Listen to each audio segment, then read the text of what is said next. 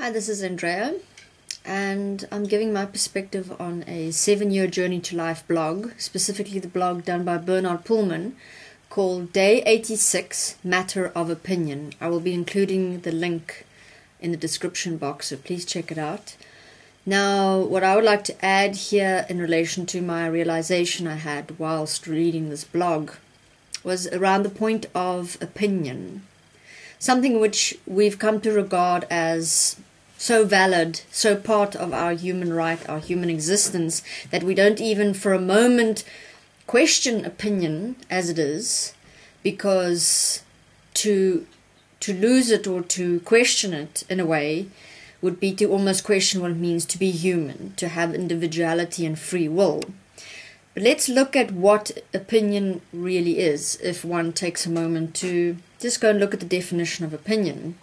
Now, in our world as it is, you have facts, you have current world events, things that are busy happening.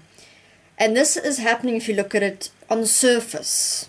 People and we look at news and we look at newspapers, the internet, TV, television programs, and we look at these world events and we go, I see it happening over there. It's this problem that's over there, and sometimes it affects me, but other than that, the intricacies behind it are sort of interesting, and you'll find that people will, for example, listen to talk shows and TV shows and, and sources on the internet and so forth.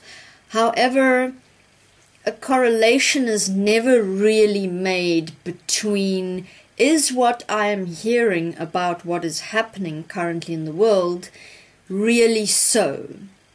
You get many conspiracy theorists, for example, who will take a point and they will stretch it this way and they'll stretch it that way, and the other conspiracy theorists or culturalists or philosophers will take it and they'll pull it this way and that way.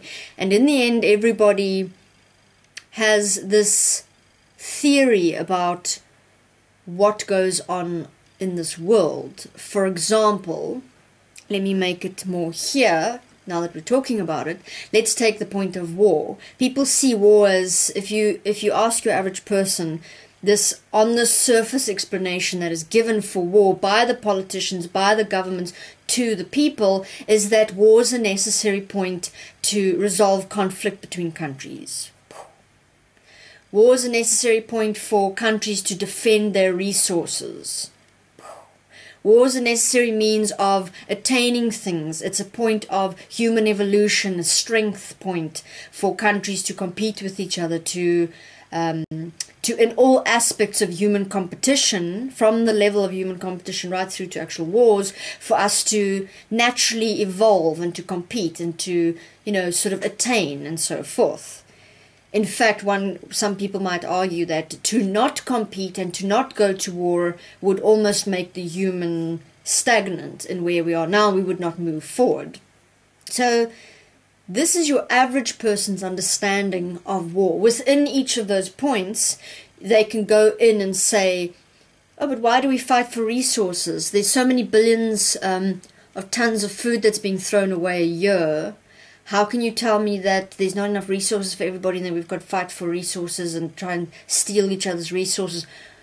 Oh, no, it's because the human needs to feel good about competing, and the human needs to do this. There's always an excuse behind the reasons for why there is things like war, why there is things like poverty, why there are things like this and that. It always has a placement within our world that once explained to you, you can go, yes, actually that makes sense. Now the reason just now I went war to protect resources, and I went like that, is because nobody actually investigates what is really being said. Nobody goes behind the scenes. As humanity, we tend to trust the source. Oh, well, the news people wouldn't lie to you, so it must be so. Nobody actually goes behind and peels that point like an onion to go look at what is the real reason why there's war, poverty, famine, abuse, self-abuse. And in the end, if we were to be really self-honest and look directly, peel the onion, keep asking the questions to get to the point of, how am I creating this? How are we creating these things for real? The actual dynamics playing out, the actual relationships, that which is behind the scenes that is never spoken of, that is really going on, that is causing this point, then, you know, if we were to get to that point, we would know the actuality of things. And unless one knows the actuality of things, where you can go, this is really why things are happening in the world, unless you know that, you don't understand anything. I've realized this myself many times. If one tends to then open your mouth and say, oh, well, this exists because of that, it is mere opinion. So what do we know? The mere fact that nothing has changed about the world situation the way it is. Nothing. Not one cultural, religious, political group, societal group has done anything to bring about a change to the world problems. It's as clear as that. That's another fact. Nothing has changed. Things might shift dimensions, change characters. Problems might be changed into what appears to be, oh, this group is now alleviated, these people have food. Oh, that's great. But the core problems that exist in the background are left to be as they are.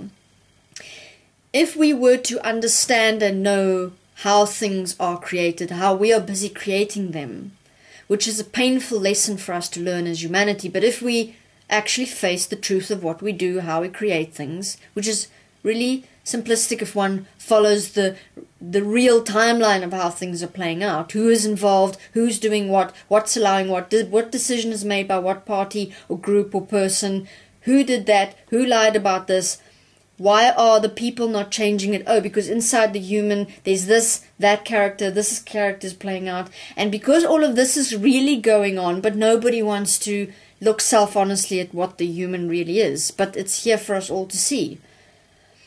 We all are just playing characters in the bigger drama, you could say, called this planetary system, this world system that is here now. We're all just playing our characters, and then we have opinions about what everything is and how it is. But an opinion is something that you can really see it for what it is. If you take your own opinion, you take what's really happening and you walk the timeline of the thing that you have the opinion about.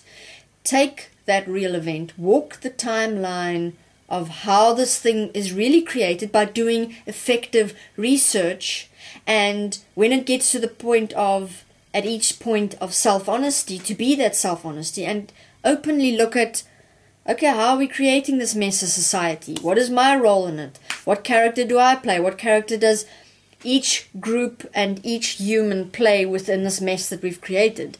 Only if we get to that self-honesty point where we stop with the opinions about what we're creating, but really reveal what it is that we're doing, then we can change the whole planet. But unfortunately, you see, what I've noticed is that as humans, we've become way too comfortable in our roles as the characters, because now, even for a moment, if a human being faces the role that they, for example, even just play in their own life, the character that I've become, that I can see I'm not an effective human being, even in my own environment. It's so easy to shift dimensions. The human can constantly shift dimension to, oh no, now I'm this.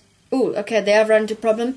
Change this one thing about myself, and then I can access a new memory about what that thing would mean. So if I go, oh, there's a problem here, I'm not satisfied with this point, let me call on a memory of what it would be to be an effective human being, and then I become that. So I just shift myself into another character, another dimension of myself, but all that we are doing as humans is we are constantly shifting. And the key, therefore, is for us all, first of all, to reach that point of self-honesty, to see, realize, and understand that we are creating this world, all of us together in agreement, because we are playing the characters, we've come to accept the characters, and that we are busy, fascinating enough, we are playing out the memories of everything that we have ever seen and thought we could have for this lifetime, we are busy just clinging onto those memories. So screw the fact that we are messing up big time on this planet. Every human is simply recycling through memories of what it means, what you think happiness is and contentment is, and what it means to, really move forward as this, into this happy life for yourself. But it's all based on pictures, memories, and those pictures, memories are all based on previous people's pictures, memories. But look at where we're going towards. So all of us are churning memories, and the memories of those who've gone before us, of what was defined as life and living and happiness. But what we are busy creating in that churning is what you see currently. And what we see currently in a way, because it's so physical, it is the physical reality that's suffering, nobody can deny it. Yet everybody tries. Isn't that fascinating? Everybody has this opinion about, no man, people go hungry because you have to have the poor and the rich. Because how else does the human go out and work for his worth? And how else do you have people like earning their food? I mean, we can't just give resources away, can we? I mean, what would happen to me if I didn't wake up and work in the mornings? What would happen to me if I couldn't compete with others? So that's how the mind, immediately you bring up one point, poverty, and instead of us as human beings looking directly, this, that, look at how poverty is created, look at the politics behind it, the dynamics, the relationships, the characters all of us play. Instead, look at what the mind does. It goes over there and it goes into a dimension where it's now comfortable because it's given a rational explanation, it's given its opinion, and an opinion is almost like, from my perspective, an opinion is like giving somebody a glass of poison. Here I hold my opinion as a glass of poison, and I'm going, here, drink this. And the other person goes, oh, thank you, and drinks it and dies. And as a group, we watch and we go, hey, that was his opinion. The fact that we all knew there was actually poison in that glass, but it's his poison, it's his opinion. He had the right to give it to the other. He had the right to express it.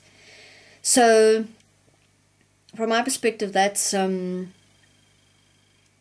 especially the point of creating dimensions into which we all can go the whole time.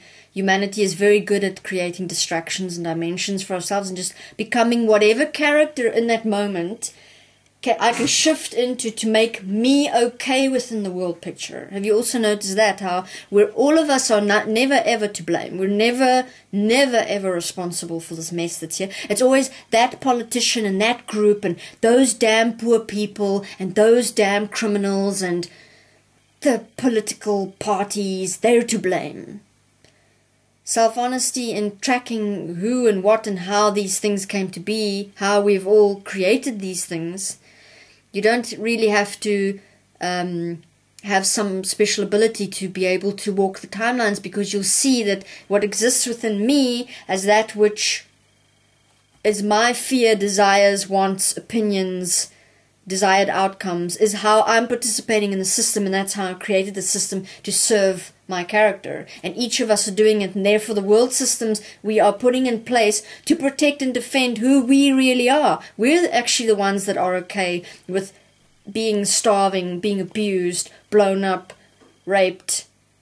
The fact that constantly there's competition and abuse towards each other. Even if you look at Facebook, read it, YouTube, it's extensive, the abuse that human beings will actually go onto these social networks to socialize, and constantly there's just fighting, arguing, bickering, death threats, competition. Who can say the nastiest thing about what I'm going to do with my genitalia to your genitalia in the meanest, ugliest way? Whoa, and that person's won. If he can get that person to back off, I've won. And this is now our social networks.